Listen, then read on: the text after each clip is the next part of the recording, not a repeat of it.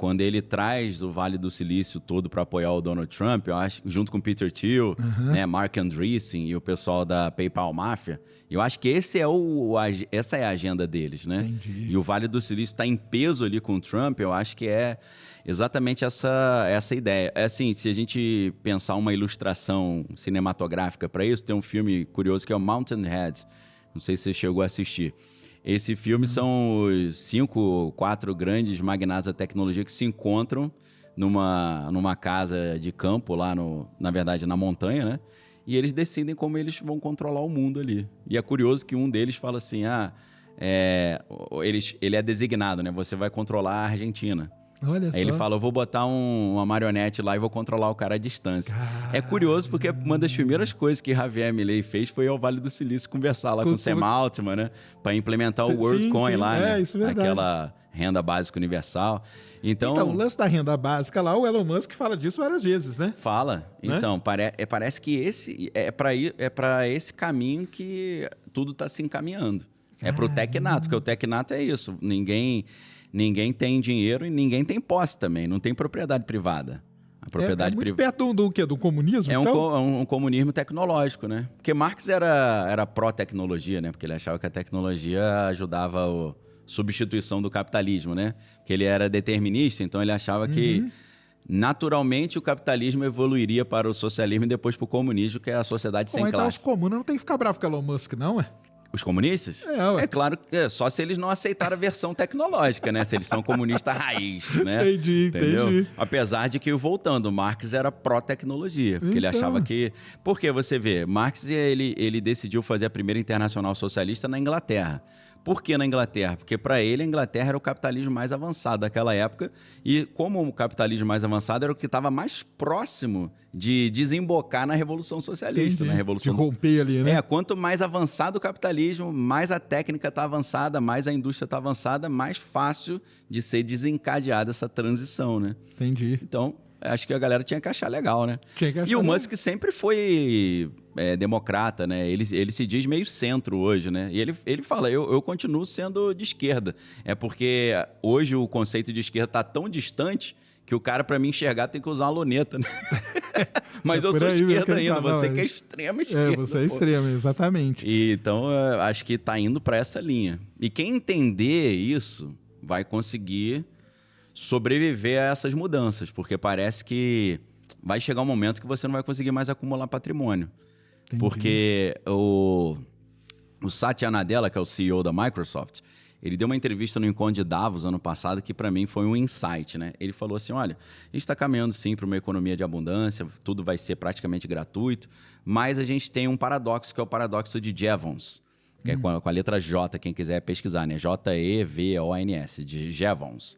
O paradoxo de Jevons é o seguinte, se a energia, por exemplo, fica muito barata, todo mundo vai usar energia adoidado, né? Você vai ligar o ar, vai deixar o ar ligado o dia inteiro, chuveiro elétrico ligado o dia inteiro.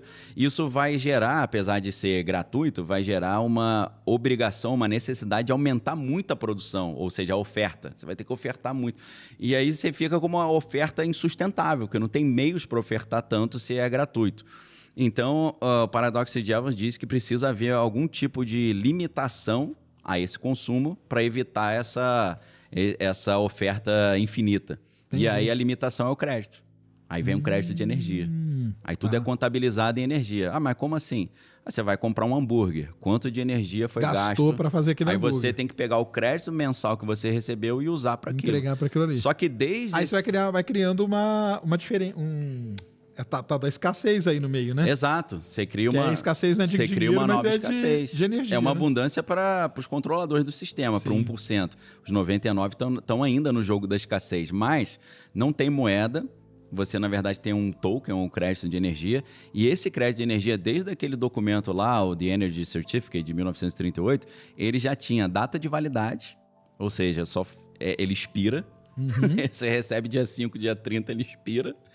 É intransferível, você não pode passar para nenhuma outra pessoa, e ele não pode ser trocado também por nada. Você não pode fazer trocado no sentido de eu não posso trocar esse crédito por coisas que não estão dentro do leque de coisas possíveis para serem consumidas. Ali.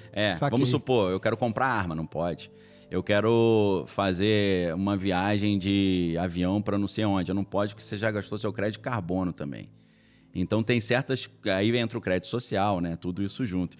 Então, assim, é um cenário preocupante, né? Que alguns grandes expoentes já têm falado sobre isso, alertando um pouco para essa realidade, né? Caramba, você acha que tem um risco disso aí? Eu acho que o objetivo é esse. É mesmo? Se eles vão conseguir, eu não sei. Mas eu acho que parece que está caminhando para isso. Na verdade, o Fórum Econômico Mundial ele é um grande think tank que dissemina essas ideias também, né? Se você pega o livro do Klaus Schwab, que é o Capitalismo Stakeholder, já é exatamente isso, né? Na verdade, você pega o livro de 2016, que é a Quarta Revolução Industrial, e você pega o Capitalismo Stakeholder e soma, se você quiser botar junto, bota o outro, Covid-19 e o Grande Reset, esses 3 livros, tá tudo ali. Parece que é o mesmo produto com embalagens diferentes, né? Entendi. Porque a Quarta Revolução Industrial é o seguinte, né? Você teve a primeira Revolução Industrial, que foi a máquinas a vapor, a segunda foram máquinas elétricas, a terceira computação, a quarta é internet, redes sociais, inteligência artificial, biotecnologia. Mas você acha que a IA ela entra nessa aí ou ela seria uma outra ainda, além? Dentro do critério do Klaus Schwab, ela está na quarta Revolução Industrial. Está na quarta. Esse novo cenário global, geopolítico e econômico, social, cultural, que vem com a inteligência artificial e a aplicação da inteligência artificial às outras disciplinas, né? E junto com isso vem essa ideia do capitalismo stakeholder, que é o quê? Deixa eu explicar rapidinho para vocês. Tem um capitalismo de shareholder, que é o acionista, e tem o capitalismo de stakeholder. O que é o stakeholder? O capitalismo de shareholder, a ideia é o seguinte: as empresas só devem responsabilidade aos seus acionistas. Aí o cara fala, mas e o meio ambiente? Eu falo, problema do governo, problema é teu. Minha obrigação é com os meus acionistas. E aí o Fórum Econômico Mundial, ele começa a falar, não, as empresas têm que ter outras obrigações também. Tem que ter obrigações também para a sociedade. Tem que ter responsabilidade social. Então, essa ideia de responsabilidade social, ESG, vem tudo desse conceito. Sim. Só que o capitalismo stakeholder, quando você tem as empresas fazendo todas essas responsabilidades sociais, ela acaba, na prática, substituindo o Estado na oferta desses serviços. Então, as empresas privadas substituem o Estado. Então, o Estado deixa de existir, vira um Estado privado, e esse Estado privado não tem um presidente escolhido pelo povo, tem um CEO que é escolhido pela cúria lá da tecnocrática.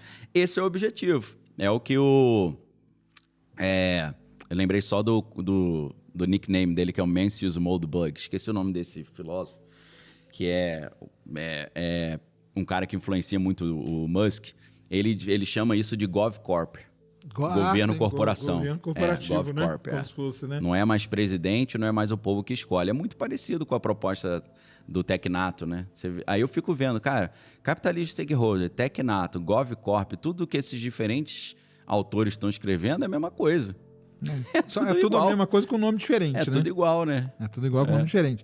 E aí entra aí boa parte das coisas que você fala no seu livro aí, tudo que você comenta, porque, vamos dizer assim, nessa linha aí que você tá falando, vamos dizer, se você vier acompanhando, faltava uma peça, e essa peça pode ter se desenvolvido agora nos últimos anos, que é a tal da inteligência artificial, né?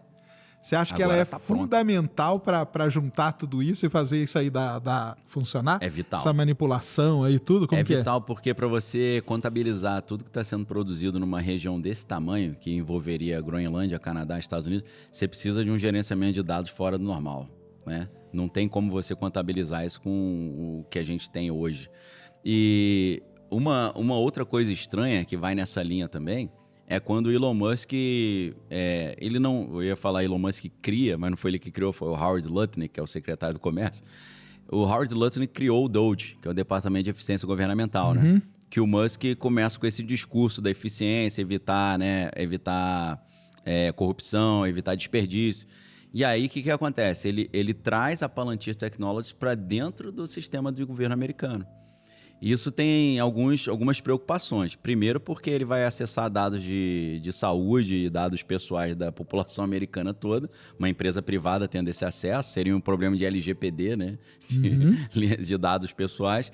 Mas ele também, segundo alguns críticos falaram, eles pegaram esses dados todos e estão usando esses dados para treinar as inteligências artificiais deles, né?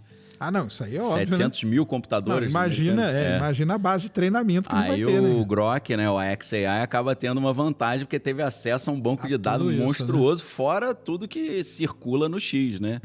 E alguns dizem que uma das grandes incentivos dele comprar o Twitter não foi proteger as liberdades, foi, na verdade, acessar as conversas, porque a gente sabe que existe aquela ideia de que a inteligência artificial na aprendizagem, ela bate numa parede, né? Que é quando ela já consumiu todos os dados que tem disponíveis. Sim. Ela precisa de coisa nova. Ela né? precisa de coisa nova, e a solução para isso é o BCI, né? Que é o Brain Computer Interface, que ela tá cérebro-computador.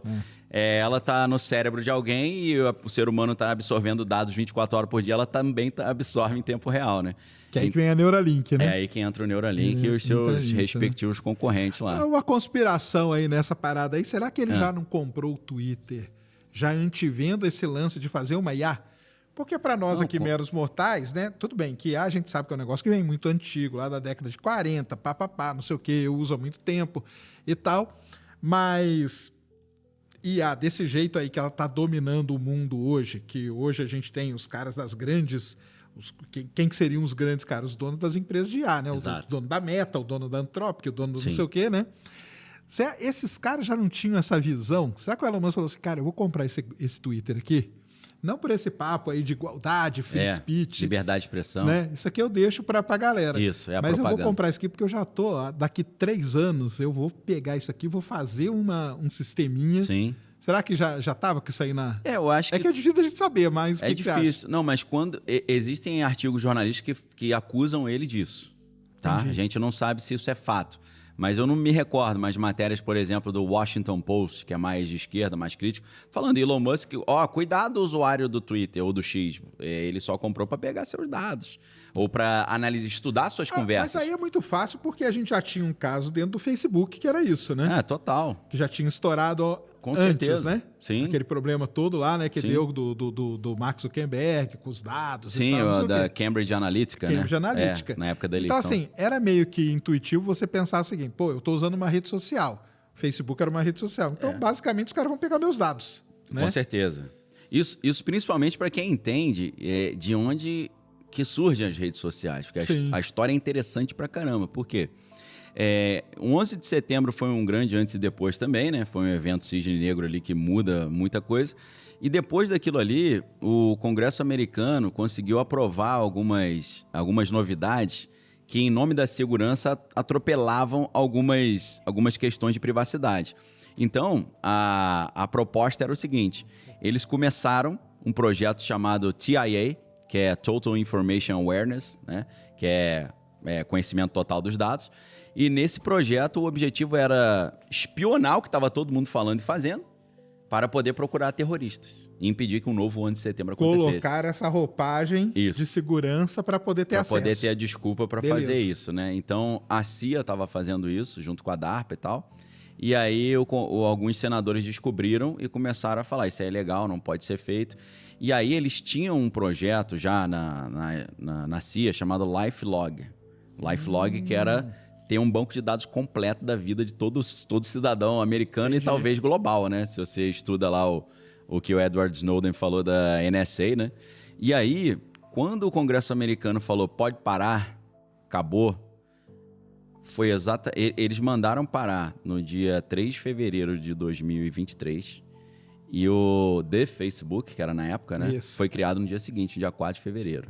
Então, assim, uma coincidência meio estranha. Aí, se você pega um artigo da jornalista Whitney Webb, que é The Military Origins of Facebook, ela vai mostrar o quanto de dinheiro público e de serviços de inteligência estava ali ajudando a construir não só o Facebook em 2003, com a desculpa de continuar o TIA e o LifeLog, só que no setor privado. E ela vai dizer que isso é uma constância, né? Sempre que o Congresso descobre que a CIA está fazendo algo que é ilegal, eles terceirizam para o setor privado, que o setor privado opera debaixo de regras diferentes, né? E foi nessa época que surge a Palantir Technology também, do Peter Thiel. Mas então aquela história do Facebook lá não existe, não? Parece que aquilo ali é uma parte da história, né? Segundo o Whitney Webber. Dele lá no quarto, dele lá em teve Harvard, a ideia. criando. Não é não, cara? Copiou um pouquinho a ideia do James Winklevoss, né? Isso. Então, não é isso, não. Acho que teve, mas todos eles tiveram incentivos e patrocínios, por exemplo, de a CIA tem uma incubadora chamada Incutel, né? Ah, sim. Não, o que eu acho... Porque muita gente já falou isso pra mim. Mas eu acho que... Isso aí, com certeza. O governo americano, ele direciona o que grandes universidades, por exemplo, têm que pesquisar, ou fazer ou desenvolver. Exato. E aí, dentro da universidade, o cara sabe quem é o cara, o crânio ali. Sim. E bota dinheiro no cara. assim, querendo ou não, o Zuckerberg pode falar dele o que quiser, o cara é inteligente, né? Burro ele não é. Burro ele não é. Pelo menos ele era um programador. Pelo menos o que consta na história dele, que ele era um sim. bom programador. Sim. E ele era um cara destacado ali, então, tipo, ele... Eu vou pegar a história que... Eu já li o livro do Facebook que foi baseado no filme. Deu origem ao livro, O livro é legal pra caramba. E dizem que aquela história dele ter criado... A rede social, né? Isso, a rede social. Social Network. O lance dele ter criado aquele negócio antes e ter derrubado os computadores de Harvard, lá, o sistema, aquilo lá meio que chamou a atenção. Foi, claro. Acende uma luzinha, os caras procuram ele. E aí procuram ele e aí começa a dar que grana. Cara faz uma grande invenção na garagem de casa, rapidinho alguém bate na porta e fala, irmão, o que é isso aí? Exatamente. Passa pra cá. Né? E engraçado que em todas essas grandes coisas que você falou aí, que se conectou o pessoal da Palantir, o Peter Thiel tá em tudo, né? Tá em tudo, cara. Tudo. Como pode ser um cara que tá tão antenado assim? Esse cara manda muito. Eu acho que ele é um daqueles caras que mandam muito, mas não aparecem tanto. Apesar de que agora ele tá dando palestra sobre o anticristo, né? Não sei se você viu.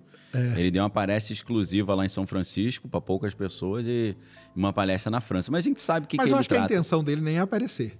Não é não. É agir mais nos bastidores, claro, será que não? Com certeza. Então, deixa o Elon Musk, deixa o Sam Altman, deixa o Zuckerberg, que eles gostam disso. Sim. E eu fico aqui atrás. Exato. Né? Então, para mim, o Peter Thiel é um dos caras mais misteriosos e mais poderosos que Isso são que eu ia pouco perguntar. falados. Você acha que ele é um dos caras mais poderosos? Muito poderoso. Eu vou dar um exemplo. O Peter Thiel... deixa eu tentar não dar um spoiler, já fazendo criar um suspense. O Donald Trump, na primeira gestão, ele teve uma relação muito problemática com o Mike Pence, que era o vice. Né? Porque ele tinha na mente dele a certeza que ele tinha vencido as disputas lá de 2020 e ele precisava do apoio do vice para chancelá-lo nisso. Porque na legislação americana, e isso é bem diferente da nossa, o verdadeiro presidente do Senado nos Estados Unidos é o vice-presidente. O vice-presidente autoriza alguém do Senado para fazer esse papel. Ele pode assumir a hora que ele quiser as votações e ter um voto de Minerva, por exemplo. O J.D. Vance já fez isso algumas vezes. Ele foi ao Senado e empatou alguma votação que era importante para o Trump. Ele foi lá e deu o voto para desempatar. Então, o Trump falou, você é o verdadeiro presidente do Senado, você não vai chancelar essas eleições. Aí ele falou, vou chancelar. Ele falou, não vai, vou. Aí chancelou. Então o Trump ficou irado. Poxa, você me traiu e tal. O cara, não vou fazer isso. Então, primeiro, o Trump teve um sério problema com o seu vice. Ele não ia escorregar nessa mesma casca da banana. Aí quem ele escolhe como vice? Um senador de primeira viagem, um jovem que ficou famoso porque escreveu um livro contando sua história lá, Hillbilly Elegies, né? Que virou um filme da Netflix, né, que eu esqueci como é que é em português, e um cara que, assim, quem não conhece fala, esse garoto surgiu de onde? Quem é esse garoto que tem tanta força que virou vice-presidente da nação mais poderosa do mundo? Aí você precisa entender a história de Peter Thiel. Peter Thiel, ele chegou a estudar em Yale, ele fez uma especialização em Direito, e ali ele conheceu o J.D. Vance conheceu o Peter Thiel ali. E o Peter Thiel chama ele para trabalhar junto, fazendo algo que ele já depois começou a fazer explicitamente com um projeto chamado Founders Fund. Né? O Peter Thiel ele tem um projeto que ele encontra jovens talentos nas universidades e tira esse cara da universidade e puxa para trabalhar com ele. O Vitalik, lá do Ethereum, ele fez isso. O Ethereum é uma fabricaçãozinha do Peter Thiel também. O cara é pupilo dele. Porque, na verdade, o PayPal foi um dos primeiros sistemas de pagamento digital que existiram, né? Fora os outros que eram das agências inteligentes, que são mais e aí, antigos. fazendo só um parênteses, nesse negócio de PayPal, você vê que já conecta ele com o Elon Musk, né? Já conecta. Lá direto. atrás, né? Eles começaram lá, que era Confinity, né? O nome da empresa. Isso. Aí o Musk tinha o X.com, né? X.com. Aí juntou, virou PayPal, né? Que eles venderam depois, né? Juntaram a grana. Então, esses dois já estão juntos há um tempo, né? E tem uma conexão meio sul-africana curiosa, porque Peter Thiel é alemão, mas morou muitos anos lá na Namíbia, na África do Sul, por causa do pai, que era engenheiro. Mas o David Sachs, que também é da máfia do PayPal, né? Um dos fundadores, junto com o Reid Hoffman, entre outros, ele também é sul-africano. Então, 3 caras importantíssimos na tecnologia hoje vieram da África do Sul, né? Olha só, então, tem um bonde da África do Sul ali que é forte. Pesado. Então, o que acontece? Peter Thiel, usando essa estratégia do Founders Fund, que é muito semelhante ao projeto Young Global Leaders do Fórum Econômico Mundial, que é esses jovens líderes globais, que Macron, vários... O próprio Elon Musk, né? Javier Milei, todos eles passaram por esse treinamento do Fórum Econômico Mundial. Então, ele pega o J.D. Vance e começa a trabalhar em cima do J.D. Vance. J.D. Vance começa a trabalhar no... Eu não sei se é no Mithril Capital. Acho que é Mithril Capital, porque o Peter Thiel tem vários projetos, né? Uhum. Além do Mithril Capital, ele tem o Thiel Capital. Mas ele coloca o J.D. Vance na Mithril Capital e ele começa a trabalhar ali no mercado, tal, gerindo os investimentos do Thiel. E aí depois, o J.D. Vance cria uma empresa chamada Naria Capital. E essa empresa tem fortes investimentos na área de biotecnologia, de ciências biológicas. E nessa empresa, ele cria essa empresa com patrocínio de Eric Schmidt, que era o CEO do Google. Você fala, cara, como é que um jovem, que ninguém conhece, tem patrocínio do bilionário Eric Schmidt? Você fala, eles estão preparando esse garoto para ser algo importante. Né? Esse aqui é o meu garoto, é o meu pupilo, né? Uhum. Então, na verdade, quem consegue encaixar J.D. Vance como vice foi o Peter Thiel. Peter Thiel é tão poderoso que ele escolheu, segundo essas leituras, o vice-presidente americano. Foi por causa disso. O Peter Thiel e o Elon Musk e o Tucker Carlson, que é o jornalista, todos eles falaram, se você botar o J.D. Vance, a gente desce a lenha te apoiando aí. E aí, quando ele aceitou, o Elon Musk foi lá e botou $250 milhões na campanha do Trump. Né? Então, foi o pedágio que o Trump teve que pagar para contar com o apoio do Vale do Silício, foi o J.D. Vance. Entendi. Quem que escolheu isso e fez isso? Peter Thiel escolheu o vice-presidente. Você imagina quanto que é, se você fosse botar no papel em número? Se perguntar aí pra galera, pouca gente vai saber qual que é a cara do Peter Thiel, cara. Não sabe. E o cara não é bobo, não. Tá? O cara é filósofo, ele... É o certo ficar meio no bastidor, né? Então, fica ali só, né? Só nas rédeazinhas, né? E é por isso que quando o Trump assume agora o segundo, ele fala aquele investimento gigantesco em IA que ele ia fazer, né? Exato. Vai fazer, né? Não, na verdade, quando o Trump venceu, eu sou sócio de uma empresa de investimento também, né? Falei pra galera, Palantir Tecnova vai explodir. Eles não acreditaram. Não, já tá nas máximas. Eu falei, poxa, cara, bota um pouquinho então do portfólio. Que a gente tem uma carteira nossa que a gente está, né, fazendo, ganhamos pra caramba, porque Palantir explodiu, entendeu? Teve um crescimento absurdo. Por quê? O pagamento do apoio, pô. Claro. Botaram Palantir em tudo. Não tem almoço grátis, né? Na verdade, o ICE, que é a Polícia de Imigração, todo o sistema automatizado que eles usam é da Palantir, poxa. São contratos multimilionários ali. Do projeto Stargate. Do projeto Stargate. Então, isso é super interessante também, eu tinha esquecido. Donald Trump assumiu, né? Foi inauguration, né? Foi inaugurado dia 20 de janeiro de 2025. No dia 21, ele faz o primeiro pronunciamento.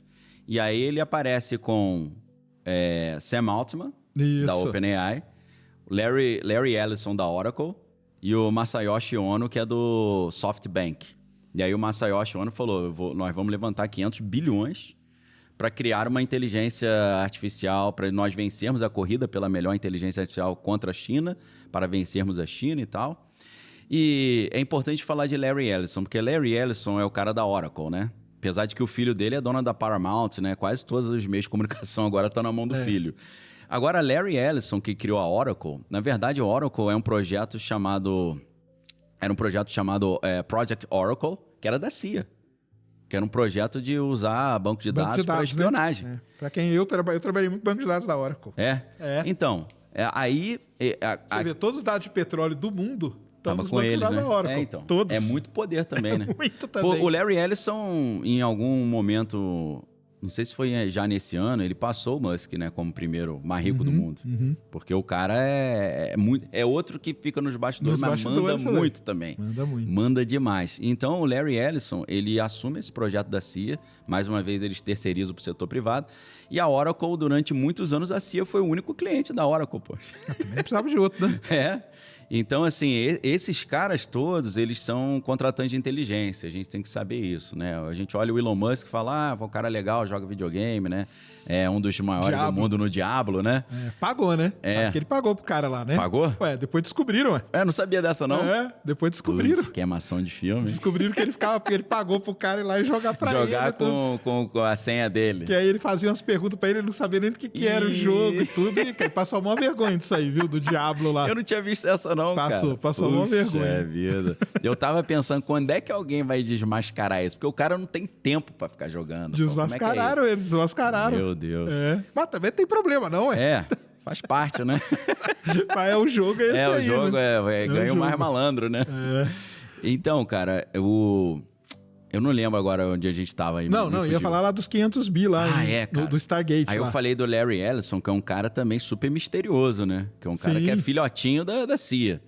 Aí você vê que o primeiro projeto que ele anuncia é um projeto de tecnologia, ou seja, ele já está ali dando uma satisfação de todo esse apoio do Vale do Silício que ele recebe.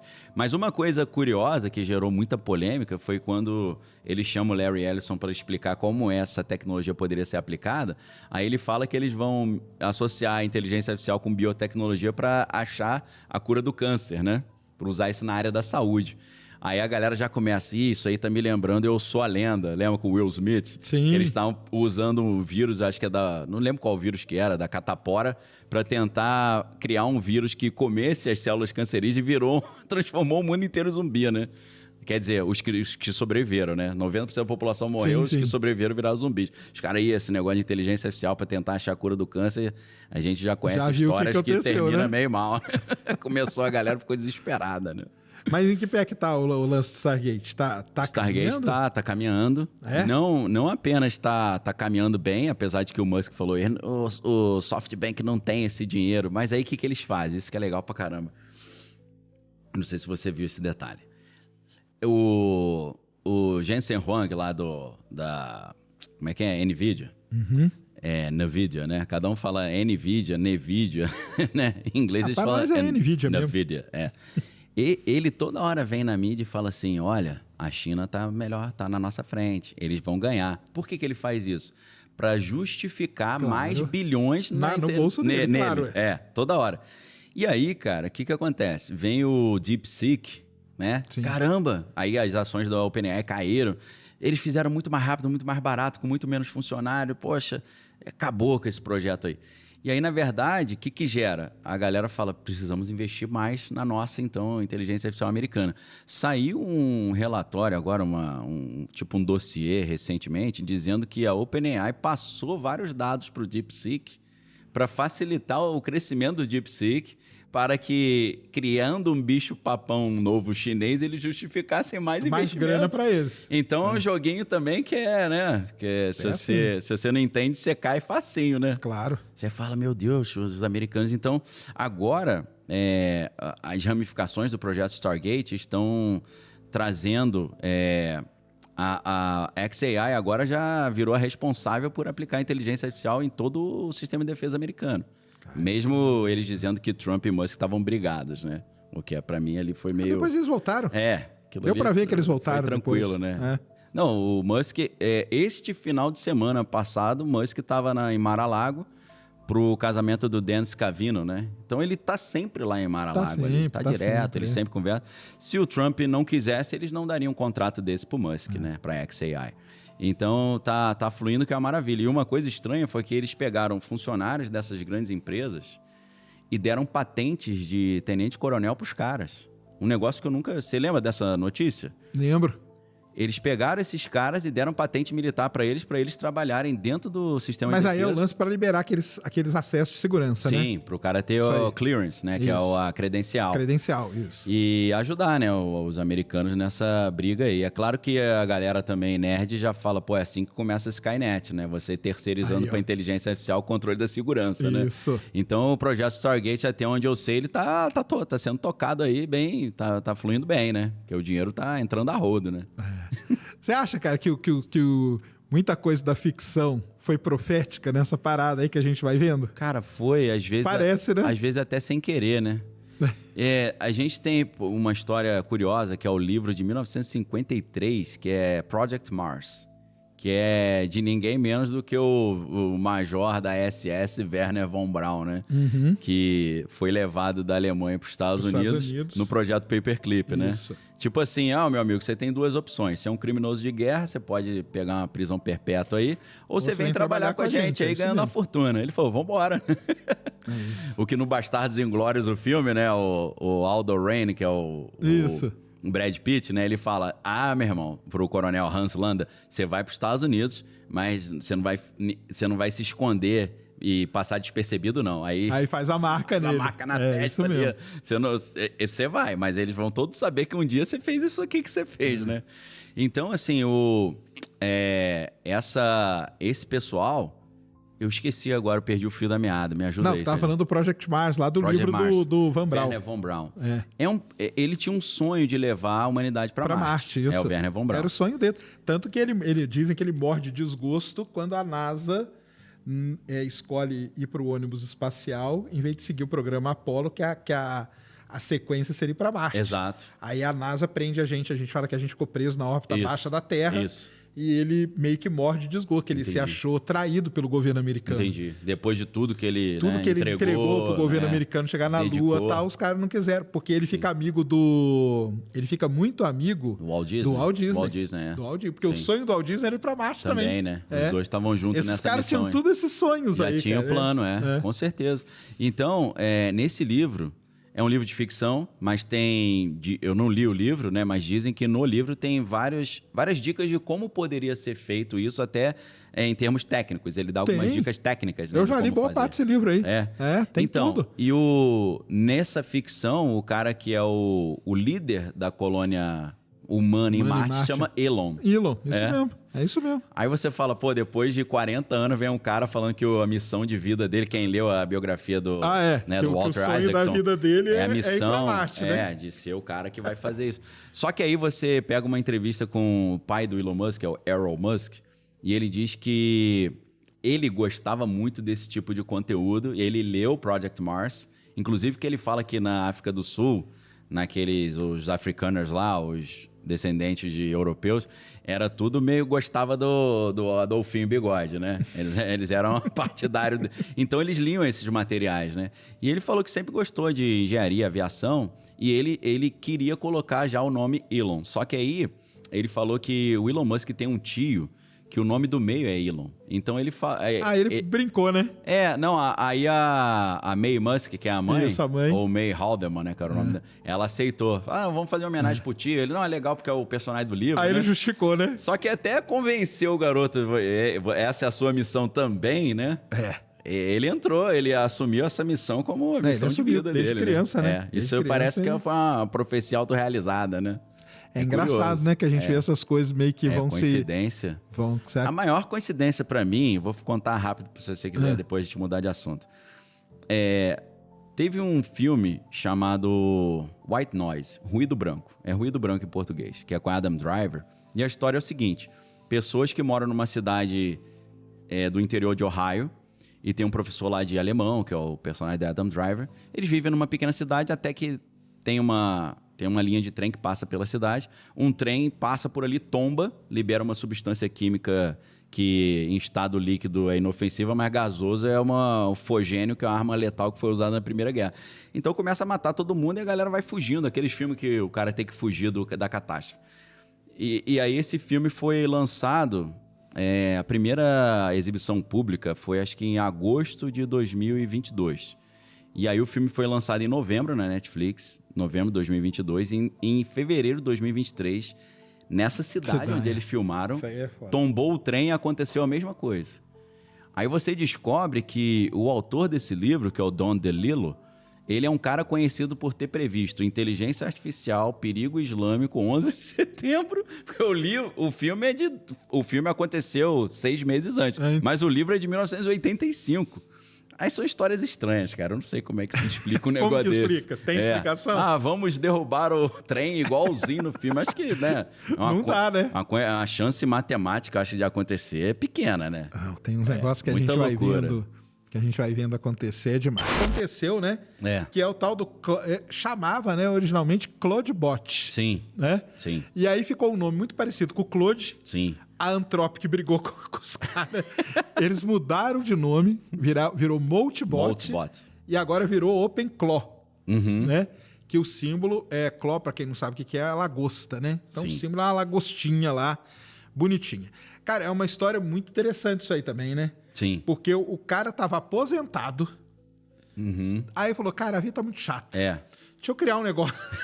Deixa eu fazer uma brincadeira aqui. Deixa eu fazer uma brincadeira aqui. Ele criou. Eu vou falar, eu instalei no meu computador.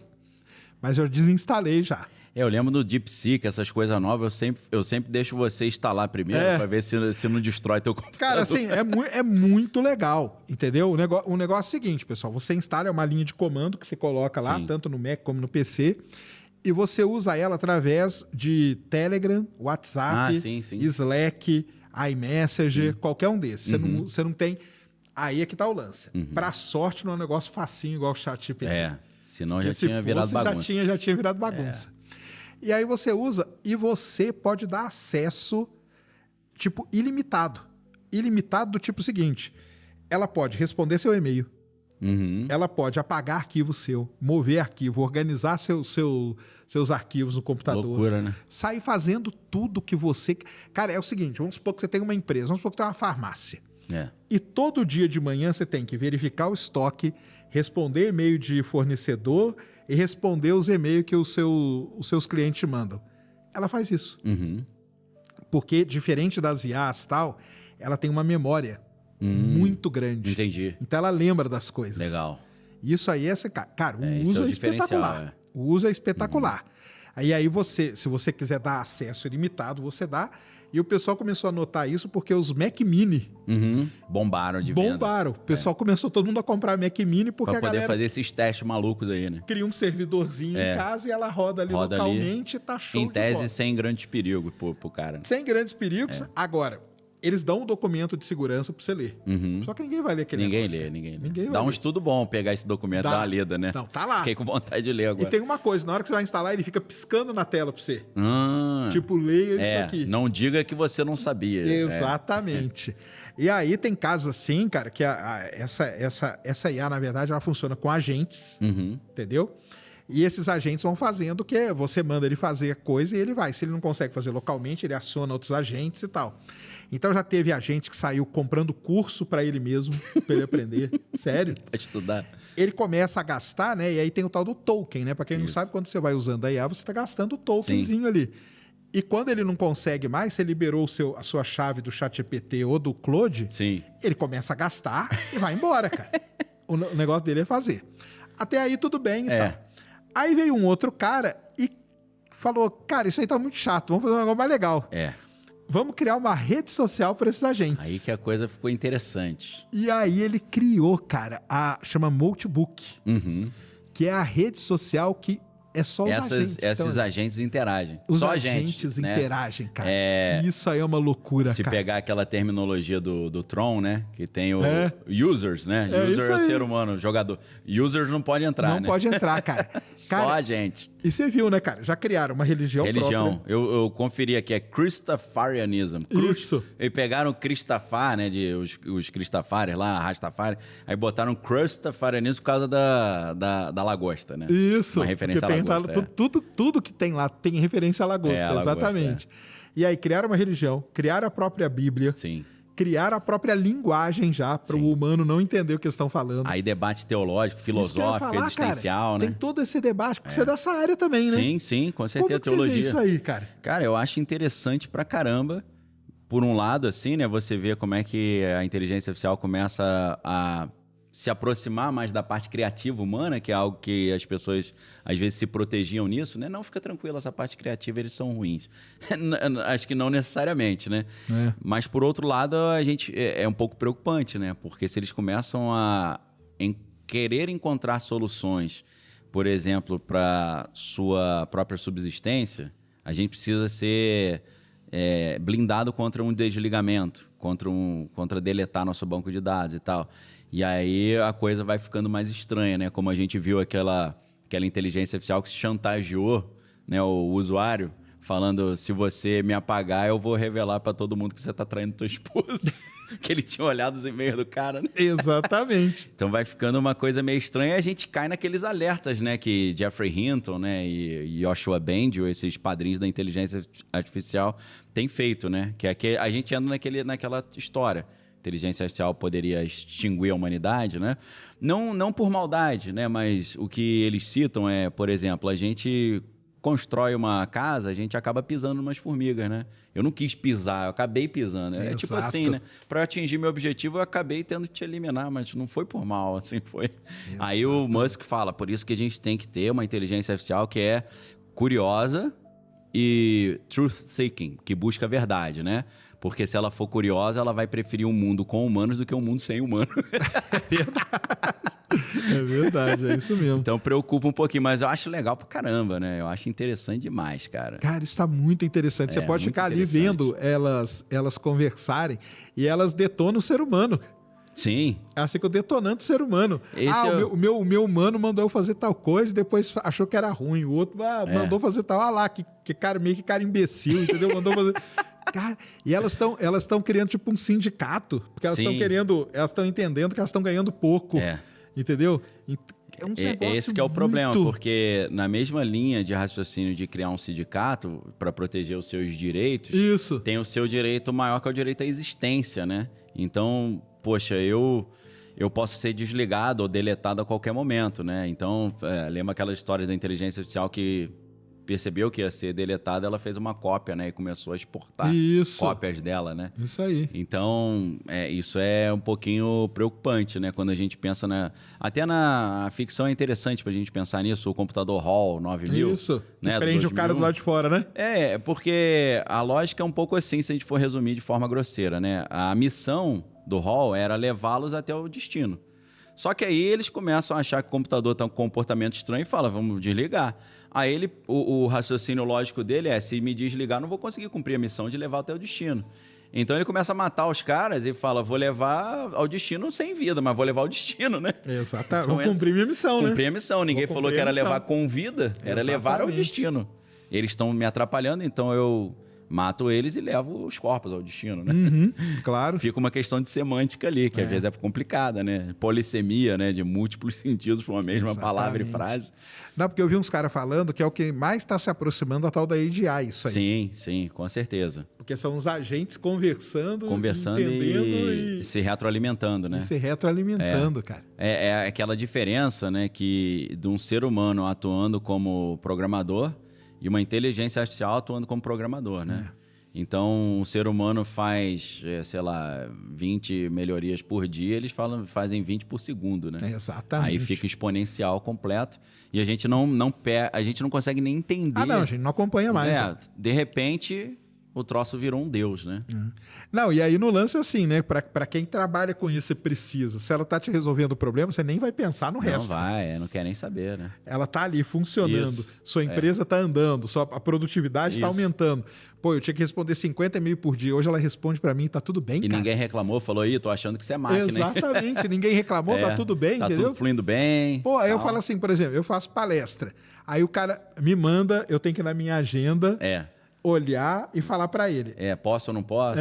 Cara, nisso aí ela já teria feito tudo isso. Tudo isso. Não, ela já até sabe quais lugares você tem mais interesse de ir, outros você não tem. Exato. Já cruza os dados, né? Não, então esse lance da memória dela, isso aí é muito legal. Eu instalei ela e olha só o que eu pedi para ela fazer. Eu falei assim, eu leio muita revista científica, né, por causa do meu negócio. Sim, lógico. Lê para mim a revista Nature do último mês, a última edição, e me manda um resumo. Ela fez. Aí eu falei, cara, lê a outra. Aí ela fez. Aí ela já entendeu, só que ela falou pra mim, Você quer que eu Quer leia que eu leia todas do ano passado, todas? Faço o resumo de tudo? Exato. Então, cara, já tá tudo pronto. Isso conversando no Telegram com ela. Não, eu vou te falar, eu tenho tido conversas, eu uso mais o Grok, né? Uso o ChatGPT também. Mas eu tenho tido conversas assim que eram sonhos da minha vida. Ah, é? Sonhos, por exemplo, na filosofia, né? Eu fiz mestrado em filosofia também. O Edmund Husserl, que criou a fenomenologia, ele trabalhou em cima do Hegel e ele criou tipo uma teoria de explicar de onde o conhecimento realmente vem e não importa o que existe, importa de onde vem o conhecimento. Aí ele cria uma teoria que é extremamente complexa, muito difícil de entender, mas aí o Heidegger chega depois dele e fala, tá tudo errado, e dá um argumento. E aí eu comecei a falar, mas Heidegger não estaria errado porque ele pensou de uma forma completamente equivocada o argumento do Edmund Husserl? Aí começa uma conversa filosófica, meu querido. Cara, eu não encontrei nenhum professor que tivesse tempo, e o Grok tá lá com você. Aí eu começo nessas conversas, assim, de bobeira, né? Poxa, aquele argumento lá que, né, o Sartre deu, mas eu acho que tá errado. Você não acha? Aí ela, pode ser, mas não necessariamente. Aí ele começa a sugerir. Mas você já viu o do Levinas, o que ele falou? Aí puxa vários outros. Falei, cara, eu nunca tinha feito essa conexão. Olha aí só. Vira uma brincadeira ali, que aí a esposa fala, vai dormir não? Vai ficar a noite toda aí. Amanhã tem que acordar cedo. Tá vendo só? É uma brincadeira legal. Eu tô doido pra ver o que os agentes estão falando de teologia, de existencialismo, de filosofia lá dentro. Eu não olhei ainda. Então, pra quem não... Essa rede social é igual o Reddit. Sim. Então ela tem os fórumzão lá, né? Ela tem os subbots lá que chama. Sei. E aí tem cada um. Tem sobre natureza, tem sobre filosofia, legal. Teologia, tem tudo. Entendeu? Comportamento e tal. E você entra em cada legal, cara. E são eles conversando, cara. Entre eles ali. E o negócio é o seguinte, você não tem como você acompanhar. Entendi. Porque isso aí é um negócio... Cara, isso aí foi um negócio que estourou faz muito pouco tempo. Bem recente. E em poucos dias já tinha acho que 140 mil agentes conversando entre eles. Você imagina. Entendeu? Então é um negócio muito rápido. E eu vi uma entrevista do cara que criou. Ele falou, cara, eu não fazia nem ideia que isso Agora eu fico nessa. Eu tenho essas conspiração de vez em quando, entendeu? Será que esse cara não tinha ideia mesmo? Acho que ele já foi na maldade ali já, né? E como que surge um cara do nada assim, cara? O cara aposentado. Sim. E me vem com um negócio desse. Será que não tem... Aí você vai, espera o tempo passar, por trás aparece um Peter Thiel da vida. Aparece. Tem que ter uns caras que tem muito tempo e a manha de... Tem que ter perfil de detetive. Que ele vai cavucar onde o cara estudou, com quem que ele se relacionou, Exato. Se ele já recebeu bolsa de estudo, se não recebeu, de onde veio. Dá um trabalhinho. E na hora que eu vi isso aí, eu falei, cara, esses caras vão atrás, vai aparecer um Peter Thiel por trás desse cara ainda, você vai ver, Vai aparecer um Satoshi Nakamoto aí da vida aí. Exatamente. Não, e aí, né, com esse negócio que tem hoje de IA e esses deepfake, esses negócios, como que faz, cara? Não dá pra saber mais nada, cara. Eu olho as notícias, eu demoro... Você já dá quantos % de... Não, já zero. Aí esse negócio do Trump mostrando o mapa, até hoje eu não abordei esse tema porque eu não consegui parar para ver se aquilo ali era fake ou não. Mas parece que é real, né? Acho que ele realmente mostrou um mapa em que a Groenlândia estava com a bandeira dos Estados Unidos. Com a bandeira dos Estados Unidos. Mas eu fiquei com tão pé atrás de dar uma mancada, eu falei, vou esperar um tempo, né? É ruim, né? Porque eu trabalho com a notícia, minhas lives do meio-dia são as notícias do dia. Aí eu vejo coisas que eu falo, eu queria tanto falar sobre isso, mas tô achando que é fake. Tô achando que é... Eu não vou Como poder. Que faz pra gente escapar, cara? E ainda mais se esse ano tem eleição. Ih, rapaz, Como que vai ser isso aí? Aí é complicado. Vai virar uma terra sem lei, meu irmão. Né? Lá no Rio a gente fala, é terra de Marlboro, né? Terra de Marlboro. Vira saída Bangu, né? Que os caras falam. Eu não sei como é que vai ser, cara. Porque hoje qualquer Zé Mané aí com um computadorzinho fuleiro faz um deepfake. Fizeram um deepfake meu, cara, do negócio do Bolsonaro aí. Caramba! Aí um cara falou, não é você, aquilo ali não é você não, né? Eu falei, não, cara, inclusive a voz, eles usaram a imagem, pegaram um trecho do Inteligência Limitada, botaram falando alguma coisa que Estados Unidos ia salvar o Bolsonaro, ia tirar ele da prisão, não sei o quê. Nunca falei isso, né? Mas a voz tá totalmente diferente. Eu não sei que IA que eles usaram, que não pegaram a voz. O cara que faz isso muito rápido, e ele faz mal feito, ainda dá pra perceber. Tem um meu, não sou eu, tá, galera? Tem um vídeo meu que tá bombando aí no TikTok, eu falando de signo. Ih, rapaz. E tá mais bem feitinho ou tá Cara, ruim tá também? assim, tá até bem feito, mas dá pra perceber na hora. A voz é a sua ou não? Não, é a voz de IA e tudo, IA, né? A voz que... O tema já, que é exótico, né? Acho que você não ia tratar desse tema. Cara, mas aí um monte de gente fala assim, pô, adorei aquele seu vídeo que você falou do meu signo. Eu não falei do seu signo. Se você é nem fã, falo disso. Se você é fã daquele livro As 48 Leis do Poder, do Robert Greene, que é tipo assim, falem mal, mas falem de mim, vai ficar feliz, né? Pô, cara, tá bombando isso aí no TikTok. Muita gente fica falando, não, pô, você falando de signo tá legal pra caramba. Sabe o que seria legal? Você pegar essas inteligências artificiais que pegam o rosto e a voz e vender um curso só de signo. É, né? Não é não? Tá na hora, aproveitar, Sérgio, né? Signo. Tá em alta, vamos vender um curso de... Né, cara? Tem a galera que aproveita, por que não aproveitar, né?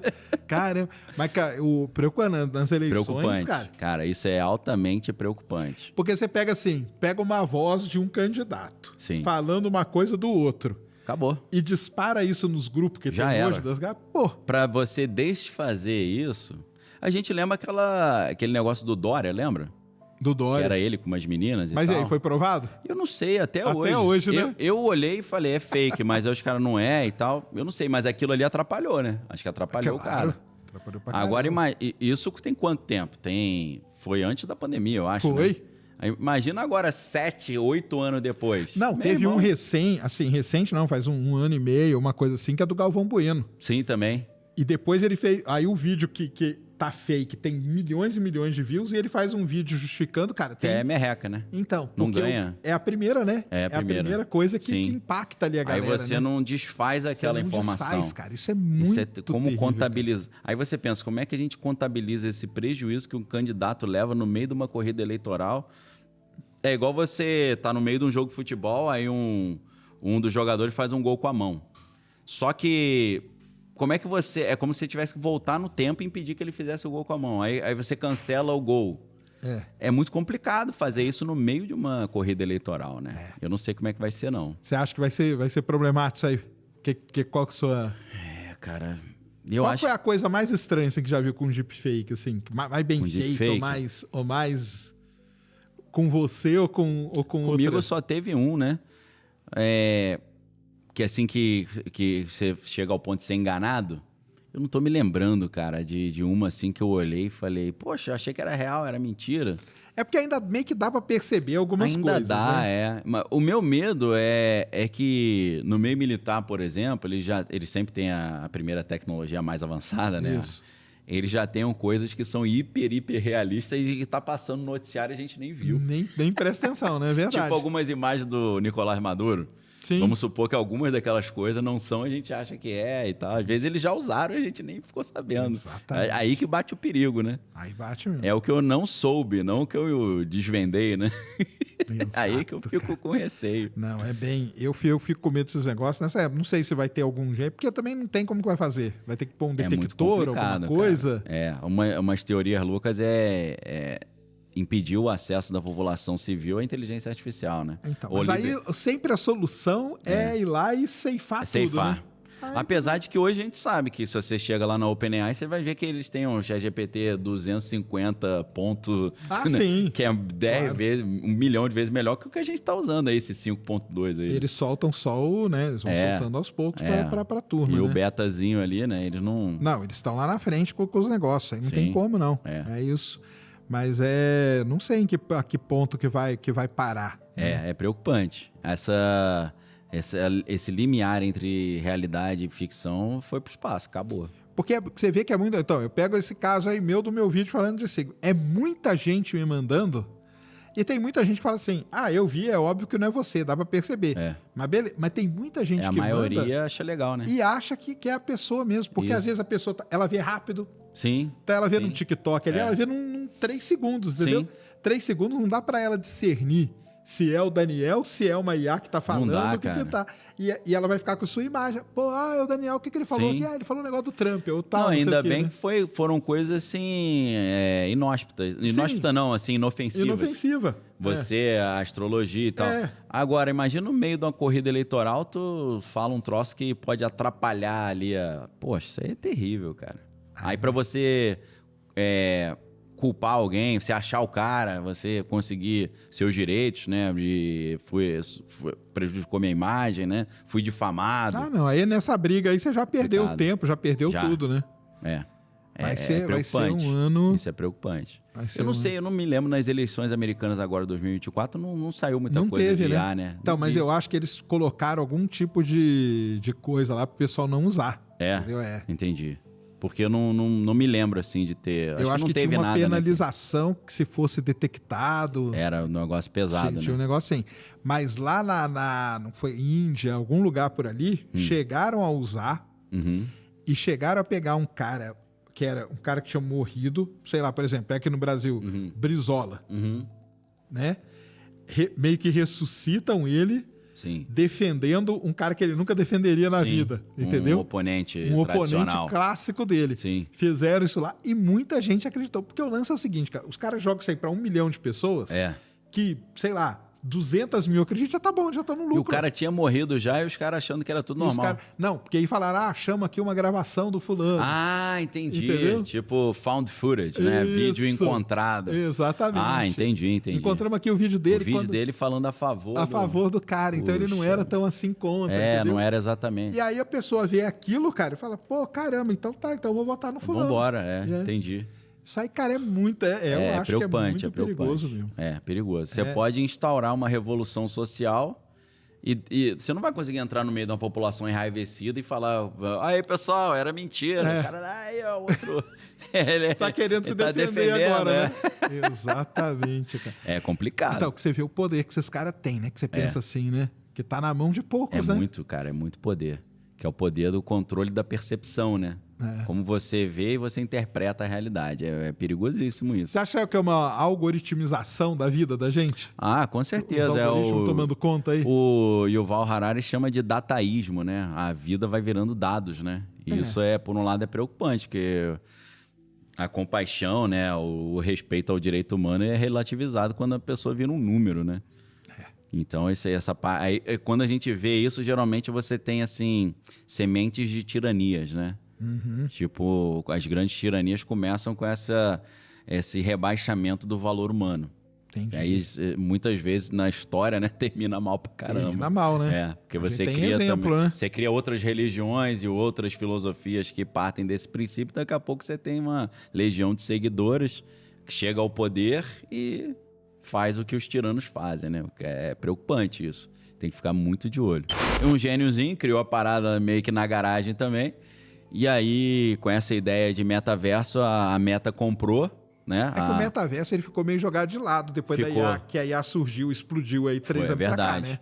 Mas isso, essa compra, né, do Oculus foi antes, né?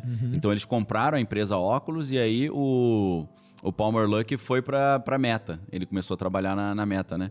E aí, na época da primeira eleição do Trump, lá em 2016, ele publicou alguma coisa a favor do Trump e a galera da Meta ficou irada, falaram que tinha que tirar ele da empresa e tal, ele acabou saindo da empresa. E ele disse que no dia que ele saiu da empresa, ele ligou para uns amigos e falou, vamos criar uma empresa de armas. As armas mais avançadas do planeta. Era um cara que era viciado em videogame e tá botando na prática o que ele via nos jogos de videogame na prática. Caramba. E aí ele criou a Anduril Industries, né? E esses nomes, né? Mithril, Anduril, Palantir, é tudo do Senhor dos Anéis, né? Tudo do Tolkien. Então, você vê, se é Anduril o nome, é porque o Peter Thiel tá junto também. Tá por trás aí. Ele tá por trás, pode patrocinando. Procurar que tá e lá. a gente não pode esquecer, Peter Thiel também foi um dos primeiros investidores no Facebook, né? No Mark Zuckerberg. Isso que Ele eu ia foi falar, o primeiro cara que botou dinheiro ali. Então, essa parte é preocupante. A Anduril é uma empresa muito interessante, porque eles entraram numa briga complicada, né? Imagina você brigar com os grandes poderosos do Departamento de Defesa ou os contratantes de defesa, né? Lockheed Martin, Raytheon, né? Boeing, Northrop Grumman. Como entrar nesse mercado? E aí a estratégia dele foi muito interessante. Como é que essas empresas geralmente fazem? O governo americano publica um edital falando, precisamos de tal arma. Aí eles apresentam as propostas e o governo escolhe, ele faz um edital ali de uma concorrência, né?